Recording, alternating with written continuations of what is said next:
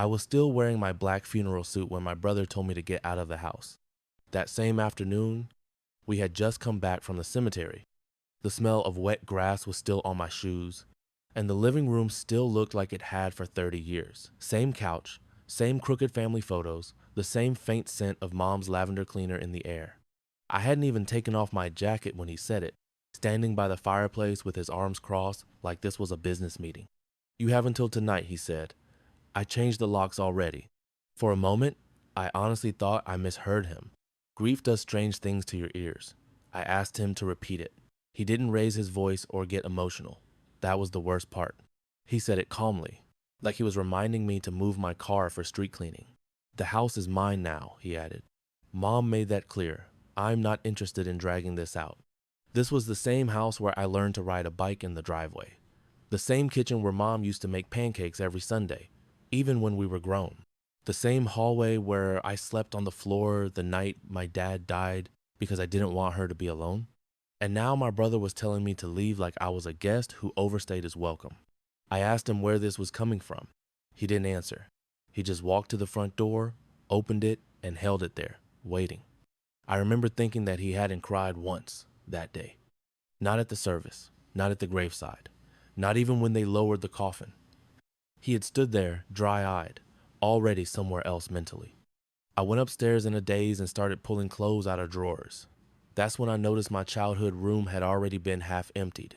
Boxes stacked neatly in the corner, my things, old notebooks, a guitar I hadn't touched in years.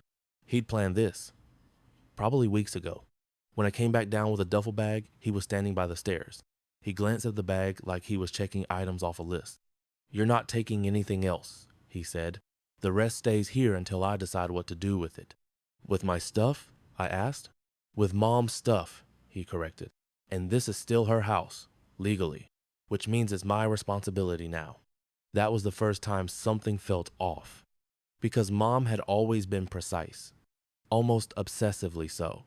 She labeled folders. She kept receipts. She talked openly about the house, about making sure things were fair between us. She used to say, "I don't want either of you fighting over bricks and wood when I'm gone." And yet my brother was acting like everything had already been signed, sealed, and delivered to him. I stepped outside with my bag, and before I could even turn around, the door closed behind me. I heard the click of the lock. Solid. Final. I stood on the porch for a few seconds, staring at the door like it might open again if I waited. It didn't. That night, I slept on a friend's couch with my suit folded over a chair and my phone buzzing nonstop. Family members texting condolences. A cousin asking if I was okay after everything. No one knew I'd been kicked out, and I didn't correct them. Lying there in the dark, staring at the ceiling, I replayed the day over and over. The speed, the certainty, the way my brother never once mentioned the actual will. No documents, no copies, just his word. And the more I thought about it, the more one sentence kept echoing in my head. Mom would never have done it this way. That was the first night I stopped grieving and started paying attention. The next morning, I went back to the house. Not to argue, not to beg, just to get my things. My brother's car was already gone. He'd always left early, even when Mom was alive. Said mornings made him productive. I stood on the sidewalk for a long moment, looking at the place like I was seeing it for the first time. The porch light was off. The curtains were half drawn. It didn't look like home anymore. It looked like property. I knocked. No answer. I texted him. "I need my clothes and personal documents." No response. I waited 15 minutes, then called. Straight to voicemail. I didn't leave a message. There was no point. He'd already decided how this was going to go. By noon, I realized something else. I didn't even have my birth certificate, or Mom's old letters she'd asked me to keep, or the box with Dad's watch, the one she trusted me with because she said my brother would misplace it. That thought stuck with me. Mom had always been careful about what she gave to whom. I drove to the bank instead, same branch she'd used for years. The woman at the desk recognized our last name immediately and smiled with that soft sympathy people use when they know someone died. "I just need copies of some paperwork," I said. Anything related to my mother's estate. Her smile faded into something more professional. I'm sorry, she said. Are you listed as an executor? I don't know, I answered honestly. She checked the system, typed, paused. I only see one name authorized, she said. Your brother's.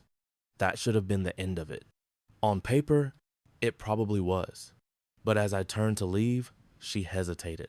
She was very organized, the woman added quietly. Your mother. She came in a lot toward the end, always double-checking things. That night, I went through old emails on my laptop, messages from Mom, nothing obvious at first, recipes, doctor appointments, notes about the garden. Then I found one from 3 months before she died. Make sure you keep your copy, just in case. No attachment, no explanation. I stared at the screen longer than I should have. Mom never wrote vague messages. If she said just in case, it meant she was preparing for something specific. I checked my storage unit, the one she insisted I keep when I moved closer to help her. Buried behind old furniture and winter boxes was a thin folder wrapped in plastic. Inside were property tax statements, insurance papers, and one document I hadn't seen before. A deed. Not transferred, not reassigned, just the original with handwritten notes in the margin. Dates, initials, and a sentence underlined twice. Right of first refusal applies. I didn't fully understand what it meant yet, but I knew enough to understand one thing. My brother wasn't as far ahead as he thought. 2 days later, I finally heard from him. He texted me a single sentence. Stop digging. The house is mine. Move on. I read it 3 times. Not because it scared me, because it confirmed what I already suspected. If he was so certain, he wouldn't care what I was doing. That evening, a cousin called me, said my brother told everyone I left voluntarily and was taking time away to process. He'd already started rewriting the story, already acting like the house had always been his. I didn't correct anyone. I didn't confront him. I made one phone call instead, to a real estate attorney whose name Mom had circled in blue ink on the back of a utility bill. When he answered, I gave him my name. There was a brief pause. Yes, he said slowly, I remember your mother. For the first time since the funeral, I slept through the night. The attorney's office was in a narrow brick building downtown, the kind of place you'd walk past 100 times without noticing. Inside, it smelled like old paper and coffee that had been reheated too many times. The man who met me in the lobby was in his late 60s, tall, careful in the way he moved. He shook my hand and didn't rush me into anything. Your mother came here alone, he said once we were seated, every time. That sentence mattered more than anything else he said that day. He pulled a thin file from a cabinet and laid it on the desk between us. My name was already on the tab. Not my brother's. Mine. She was worried, he continued, not about dying, about what would happen after. I told him everything. Being locked out, the changed locks, the way my brother spoke like ownership was already settled. The attorney listened without interrupting, then opened the file and turned it toward me. The house was never transferred, he said. Not to him, not to anyone. I felt my chest tighten. She created a structure, he explained, a safeguard. The house was placed under conditional terms. Your brother assumed full ownership would trigger automatically. It doesn't. He pointed to a clause buried deep in the paperwork. The same line Mom had underlined. Right of first refusal. She wanted you to have the option, he said. If your brother tried to sell, refinance, or claim exclusive possession, you had the legal right to buy before anyone else, at a fixed valuation. One he doesn't get to change. I laughed quietly, not because it was funny, because it was exactly like her. Calm, methodical, one step ahead. But he kicked me out, I said. Change the locks. The attorney nodded, which was a mistake, a big one. Apparently, my brother had already applied for a loan using the house as collateral. He assumed sole control, told the bank he was the uncontested beneficiary. That move triggered a paper trail, one that didn't line up with reality. He's overextended, the attorney added. Debt, short-term loans. He needs liquidity. That explained the rush, the locks, the confidence. He wasn't securing his inheritance. He was leveraging it. I asked the only question that mattered. Can I buy it? The attorney didn't hesitate. Yes, he said, quietly, legally. And if you do, he can't stop it. We spent the next week moving carefully. No confrontations, no warnings. The attorney handled communication through intermediaries. Appraisals were ordered based on mom's terms, not current market hype. Paperwork moved faster than I expected. Meanwhile, my brother started slipping. He posted photos online, talking about renovations, about finally making the place his own. He told relatives he was thinking of selling soon, while the market's hot. He was already counting money he didn't have. One night, he called me.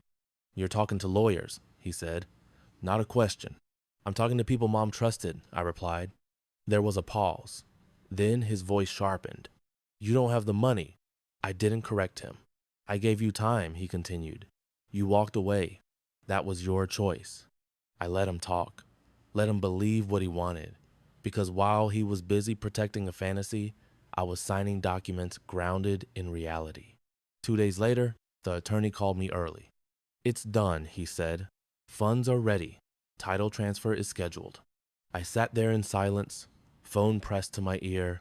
The house my brother kicked me out of was about to become mine, and he had no idea. The hardest part wasn't waiting for the paperwork. It was staying invisible while my brother unraveled in public. The week after the title process began, he suddenly became talkative. Too talkative. He called relatives he hadn't spoken to in years, dropped by unannounced, started telling stories about how Mom had trusted him with everything and how I couldn't handle responsibility. I heard all of it secondhand. An aunt told me he was already interviewing contractors. A cousin mentioned he'd been asking about bridge loans. Someone else said he was planning to move out and rent the place temporarily until it sold. Every plan depended on one assumption, that the house was his. Meanwhile, the attorney warned me not to celebrate yet. Ownership changes quietly, he said.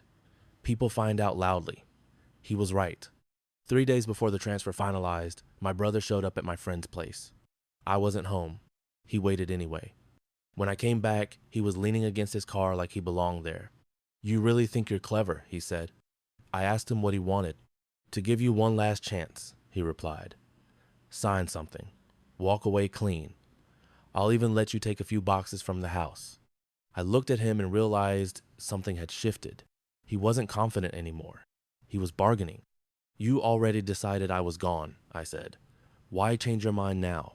He smiled, but it didn't reach his eyes. Because lawyers cost money. That was the moment I knew he felt it closing in. I didn't argue. I didn't threaten. I just said no and walked inside. The next morning, the attorney called. The title transferred at 9:14 a.m., he said. It's yours. I didn't feel triumphant. I felt steady. Ownership on paper doesn't make noise, but consequences do. At noon, my brother tried to finalize his loan. The bank froze it. Documents didn't match. Names didn't line up. By mid-afternoon, his contractor stopped returning calls. At 6:32 p.m., my phone rang. What did you do? He demanded. I followed Mom's instructions, I said. Silence. You can't do this, he said finally. I live there. You changed the locks, I reminded him. Remember? That night, I drove past the house for the first time since the funeral. Lights were on, his car in the driveway. He was still inside, still thinking he had time. He didn't. The attorney had already scheduled the final notice. Legal, clean, unavoidable. Tomorrow, he would find out. Not through me, through the door. He found out the next morning. Not from a call, not from a lawyer, from a notice taped to the front door. I wasn't there to see it, but I know how it happened because he told everyone afterward. According to him, he opened the door in a rush, coffee in hand, already late for a meeting that was supposed to fix everything. He thought it was junk mail at first, some mistake, some delay he could argue his way out of. Then he read the name, mine. The notice was simple, formal. It stated that ownership had changed and that he was occupying the property without authorization. It gave him a deadline, clear, non-negotiable. By noon, my phone started lighting up. Family, friends, numbers I hadn't seen in years. Is this some kind of misunderstanding? He says you tricked him. You're really doing this? I answered none of them. At 2:17 p.m., he finally called me again. You planned this, he said. His voice was hoarse now. No edge left, just panic. You waited. I followed the process, I replied, the same one Mom set up. He laughed once, sharp and broken. She wouldn't have done this to me. She didn't, I said. You did. He started listing everything he'd already spent. Deposits, fees, promises, contractors, who were now threatening legal action because he'd signed agreements he couldn't fulfill. You knew I was counting on that house, he said. Yes, I answered. That's why you moved so fast.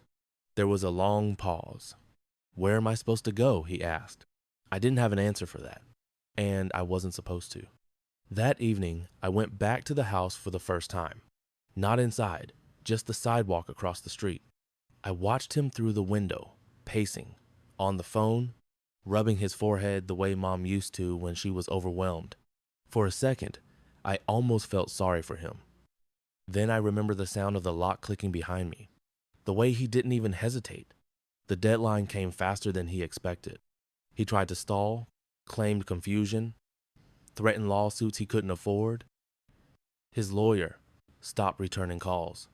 Apparently, when they realized he'd misrepresented ownership, they stepped back fast. On the final day, he moved out in silence. No audience, no speech, just boxes loaded into a rented truck. He avoided looking at the house as he left, like if he didn't acknowledge it, it wouldn't be real. I waited until the truck was gone before crossing the street. The house looked the same, but it felt different. Inside, everything was exactly where Mom had left it. He hadn't touched most of it, just claimed it, like possession alone made it his. I walked through each room slowly, the kitchen, the hallway, the living room where the argument happened. Then I changed the locks. Not out of spite, out of closure. On the counter, near the sink, I found something he missed. A small envelope with my name written in Mom's careful handwriting. Inside was a single sentence. I knew you'd understand. I sat at the kitchen table for a long time after that, listening to the quiet. For the first time since she died, it didn't hurt to be there. I thought that would be the end of it. I was wrong. The house settled into a quiet routine almost immediately. I cleaned. I sorted through Mom's things. I boxed what I wasn't ready to touch and left the rest exactly where it was. At night, the place creaked the way it always had, like it was adjusting to someone new even though I'd lived there most of my life. For a few days, my brother disappeared completely.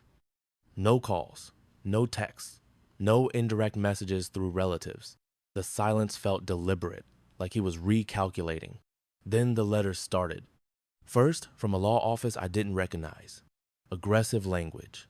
Claims of unfair influence and improper acquisition. No real accusations. Just noise meant to scare me into responding. My attorney wasn't impressed. He's fishing, he said. He doesn't have standing. He knows it. A week later, my brother tried a different approach. He showed up. No warning, no call, just his car pulling into the driveway while I was in the kitchen making coffee. I watched him through the window as he sat there for a full minute, hands gripping the steering wheel, like he was working himself up to something. When he knocked, I didn't open the door right away. I let him wait. When I finally did, he looked smaller. Not physically, just reduced. The confidence was gone. His clothes were wrinkled. His eyes darted past me into the house like he was already trying to reclaim it in his head. I just want to talk, he said. I stepped outside and closed the door behind me. We stood on the porch where he'd watched me leave with a duffel bag weeks earlier. You didn't have to do it like this, he said. His voice was softer now. Careful, we could have worked something out. You locked me out, I replied. That was temporary. So was this, I said, gesturing to the house. Until you made it permanent. He exhaled sharply. You know Mom didn't mean for this to happen. I looked at him for a long moment. She meant for exactly this to happen, I said. She just didn't think you'd force her hand. That's when his tone changed. He leaned in slightly, lowered his voice. You think you won, he said. but you don't know what you've started. There it was. The threat. Not explicit, not smart, just desperate. I didn't respond. I opened the door and went back inside. Behind me, he stood there for a moment longer, then walked away without another word. That night, I found out what he'd really lost. A cousin called and told me he'd been asking for money. Not loans, handouts. Apparently, the bank had frozen more than just the house-backed loan. His credit was burned. The contractors wanted payment. The short-term lenders were circling. The house wasn't just a place to live. It was the pillar holding everything else up. And it was gone. 2 days later, my attorney forwarded me a final notice. My brother's lawyer was withdrawing representation. Client misrepresented material facts. That was it. No more threats. No more letters. Just consequences, catching up at their own pace. I sat in Mom's old chair that evening, holding the envelope she'd left me. For the first time, I understood the real lesson she'd built into all of this. She hadn't chosen sides. She'd tested character, and only one of us had passed. I didn't hear from my brother for almost a month. No calls, no messages, no updates through family. His name stopped coming up in conversations altogether, like people were quietly adjusting to a new reality and didn't want to say it out loud yet. Then, one afternoon, he showed up again. This time, he didn't knock. I was in the living room when I heard the door handle move. Once, twice, hard. He forgot I'd changed the locks. The sound made something twist in my chest, not fear, just the weight of how far things had gone. I opened the door before he could try again. He looked worse than the last time. Thinner, unshaven. His jacket hung off him like he hadn't slept properly in weeks. When he spoke, there was no anger left in his voice. "I need help," he said. Those 3 words felt heavier than any threat he'd made before. I didn't step aside. I didn't invite him in. He looked past me anyway, eyes lingering on the hallway, the staircase, the rooms he used to walk through like they belonged to him by default. "They're coming after me," he said. "The lenders. I can't keep up." I said nothing. "I just need some time," he continued. "A place to stay. Just for a bit." I studied his face and realized he genuinely expected me to say yes. Not because he thought he deserved it, but because he'd never learned what it meant to be denied. "Not by me, not by Mom." "You already had a place," I said. "You chose to throw me out of it." He swallowed. "That was different." "It wasn't," I replied. "It just worked for you at the time." His jaw tightened. For a second, I thought the anger would come back. Instead, his shoulders slumped. "She always liked you more," he said quietly. That stopped me. Mom had loved us differently, not unequally. He'd been loud, demanding, always sure of his place. I'd been the one she trusted with details, with follow-through. He mistook that for favoritism. "She trusted me," I said. "That's not the same thing." He looked down at the porch boards, worn wood, familiar cracks. "So that's it?" he asked. "You're just going to leave me like this?" I felt the question settle, not as guilt, as clarity. "I'm not doing anything to you," I said. "I'm just not fixing what you broke." For a long moment, he didn't move. Then he nodded once, almost to himself. "Okay," he said. "I see." He walked away without another word. No threats, no accusations, just the sound of his footsteps fading down the driveway. I closed the door and locked it. Not because I was afraid he'd come back, but because the conversation was over. That night, I went through Mom's last box, the one I'd been avoiding. Inside were old photos, receipts, notes.